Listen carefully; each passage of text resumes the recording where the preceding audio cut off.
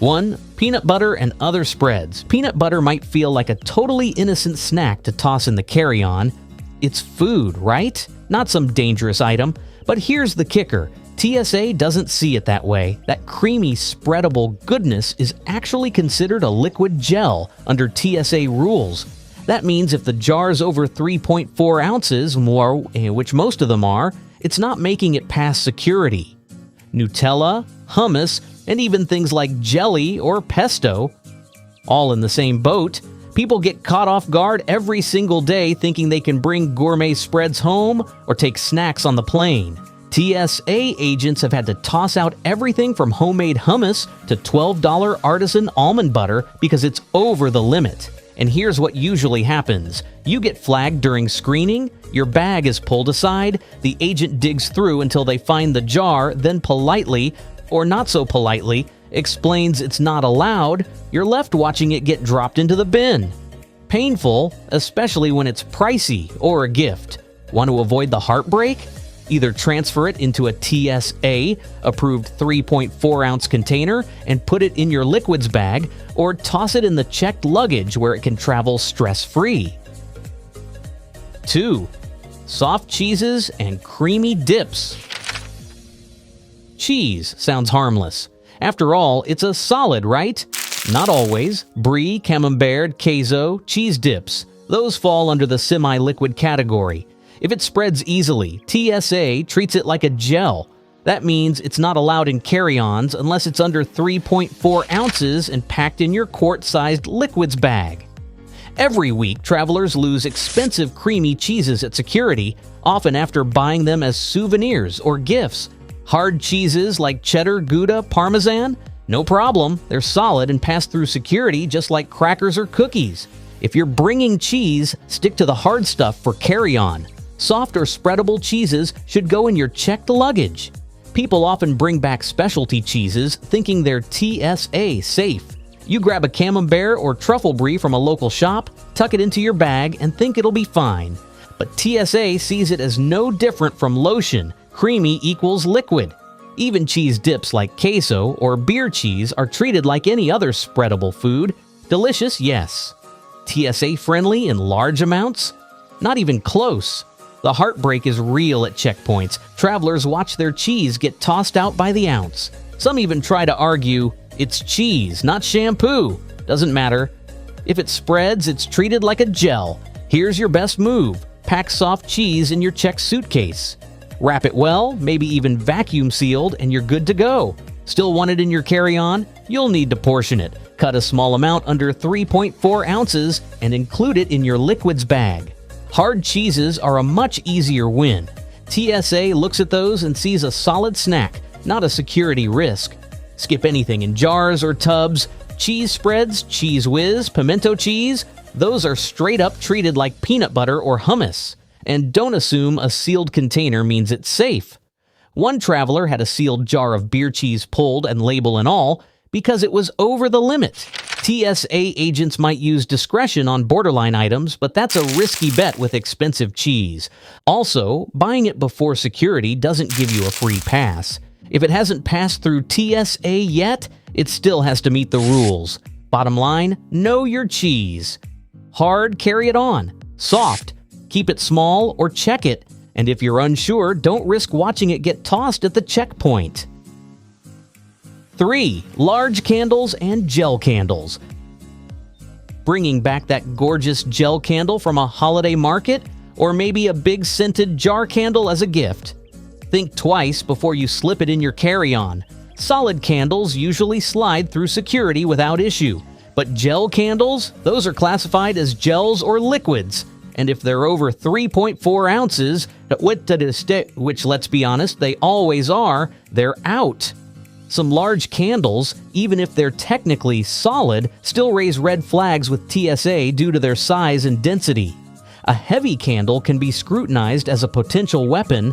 Doesn't happen often, but it's possible. To avoid the drama, the safest route is to place gel candles or any large candle in your checked bag. TSA is less strict on what goes in there, and your gift makes it to its destination. 4. Deodorants and solid toiletry sticks.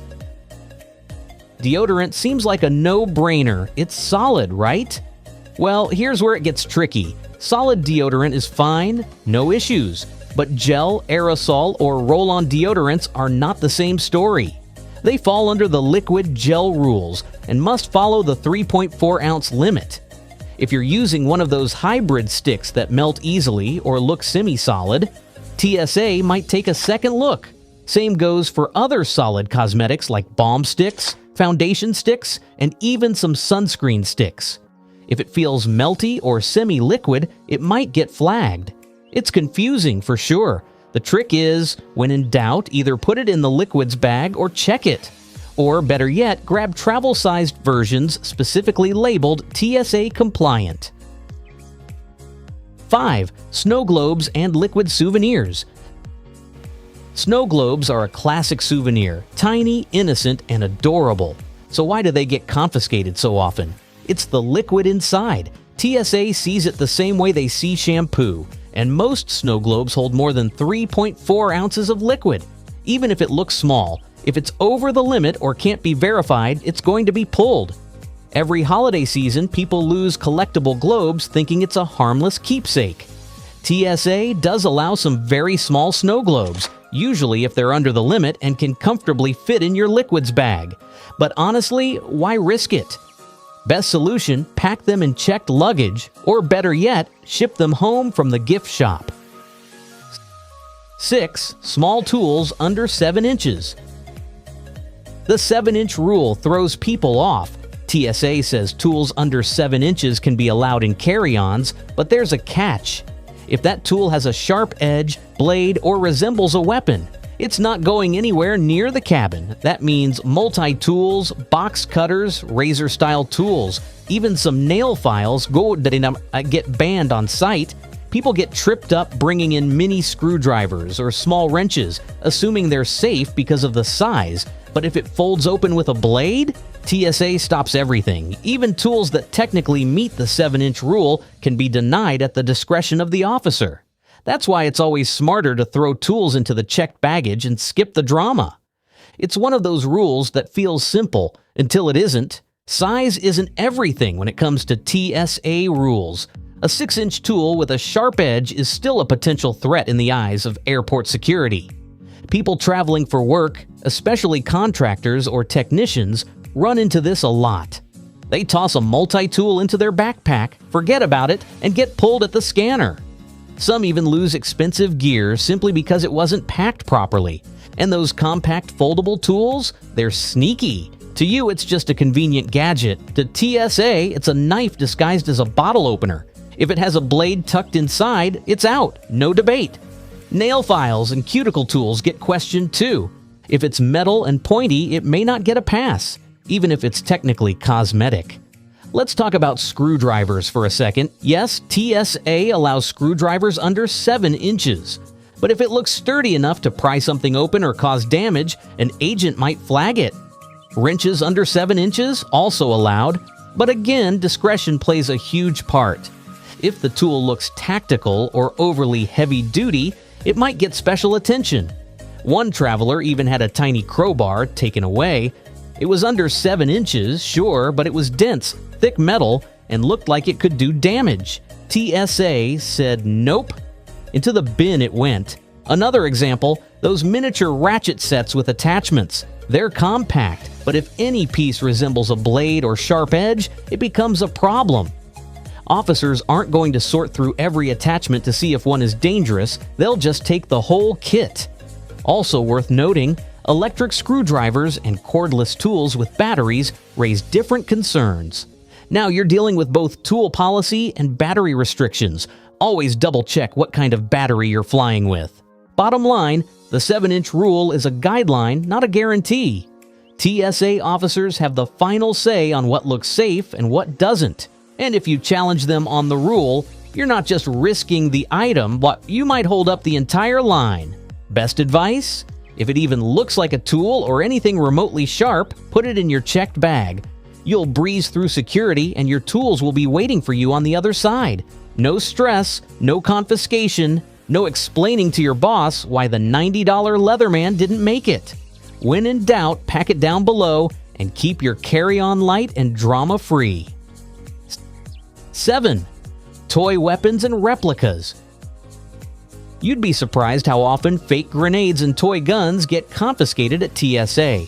Some folks bring them for cosplay, souvenirs, or kids' toys, thinking it's obviously fake, but TSA's position is crystal clear. If it looks like a weapon, it's treated like one. That includes toy guns, even orange-tipped ones, and realistic-looking replicas. And yes, even inert grenades or novelty items that resemble explosives. TSA doesn't mess around here. These kinds of items can lead to major delays at checkpoints, and in some cases, shutdowns. Not worth the risk. The fix? Don't bring them in a carry-on, period. Either check them with luggage, and even then check your airline's rules, or just leave them at home. What many travelers don't realize is that TSA officers are trained to act on appearance first, not function. If something looks like a threat, whether it works or not, it's treated seriously until proven otherwise. And the time it takes to prove it's fake? That's time your entire line is waiting.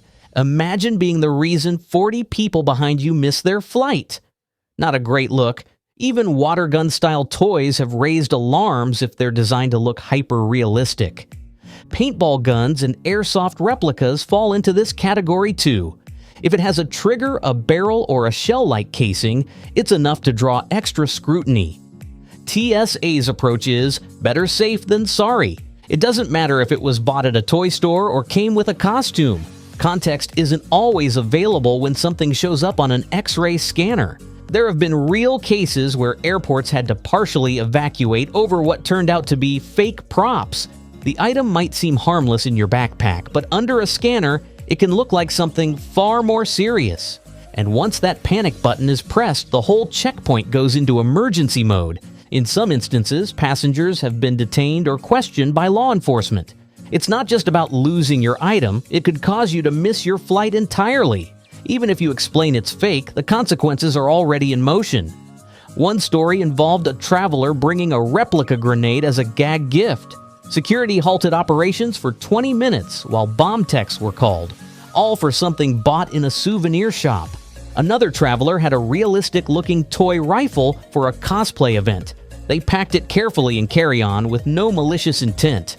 Still, TSA saw it on the X-ray and flagged it instantly. The rifle never made it past the checkpoint. Even keychains shaped like small guns or bullets can raise eyebrows.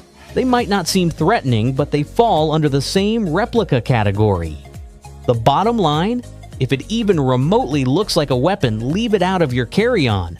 Always read the fine print on TSA's What Can I Bring page if you're not sure. And don't assume just because it's sold in an airport gift shop that it's carry-on approved. TSA's rules override what's for sale. Play it safe. Save yourself the hassle and leave the toy weapons behind. Or pack them in checked baggage with proper documentation. 8. Self-defense items. Pepper spray, tactical pens, etc. Travelers often bring self-defense tools thinking they're small and safe. But items like pepper spray, Kubatans, tactical pens, brass knuckles, and even some self-defense keychains are prohibited in carry-ons. TSA considers them weapons, no matter how common or stylish they are. Pepper spray especially is a no-go for carry-ons. Even some checked baggage rules are strict. It has to be under a certain concentration and in a container with a safety mechanism. Bottom line, if it's designed to defend or injure even passively, it probably won't make it through security. Leave them at home, or if TSA allows, place them in your checked luggage after checking the fine print. 9. Full-size aerosols and household liquids. Big mistake travelers make: throwing a full-size sunscreen, hairspray, or cleaning spray in their carry-on bag, thinking it's just a household item. TSA doesn't agree. If it's an aerosol or spray over 3.4 ounces, it's not allowed in the cabin. Even worse, if the product is flammable, like certain disinfectants or insect sprays, TSA considers it hazardous material. That goes for both carry-on and sometimes checked bags. Don't let that full bottle of dry shampoo or Lysol get trashed at the checkpoint. Pack travel-size versions under 3.4 ounces. or plan to buy those items at your destination. 10. Large batteries without labels. Here's a sneaky one: drone batteries, power tool batteries, and off-brand battery packs. If TSA can't verify their watt-hour, OBH, rating or MIA capacity from a label, it may not be allowed on board. Most people toss these in carry-ons, assuming all batteries are fine, but lithium batteries are a big concern due to fire risk. If there's no visible label, TSA may not take chances. Only bring batteries clearly marked with their power capacity. And for anything high-powered or over the limits, put it in carry-on, not checked, but make sure you're within FAA rules. Still unsure? Check the TSA battery guide before flying. 11. Large bottles of mouthwash or over-the-counter liquids. It sounds harmless: a big bottle of mouthwash, contact lens solution, or even over-the-counter liquid medicine. But TSA's 311 rule doesn't make exceptions. If the container's over 3.4 ounces, it gets tossed, even if it's almost empty, even if it's medically necessary and not labeled right. It happens a lot. Travelers forget about the size limit or assume that something health-related gets a pass. TSA may allow certain medications, but you often need a prescription label or to declare it properly. Want to be safe? Repack over-the-counter liquids in travel-size bottles. That includes everything from saline to liquid antacids. It's wild how many everyday items get flagged by TSA. Things that feel totally harmless, peanut butter, snow globes, deodorant sticks, can cause major holdups or even get trashed right in front of you. Most travelers assume the rules are based on common sense. But TSA is working off strict classifications, especially around liquids, gels, aerosols, weapons, and electronics. The good news? Once you know what's what, it's easy to plan ahead. Use travel-sized containers. Check anything questionable. And when in doubt, visit TSA's What Can I Bring page or message them on social media through Ask TSA. If this helped bust a few myths or saved you from losing a $14 candle at the airport, hit that like button and subscribe for more helpful travel tips and myth-busting breakdowns. Drop a comment about the weirdest thing TSA ever took from you, or one you managed to sneak through. No judgment, what kind of. Safe travels and pack smart.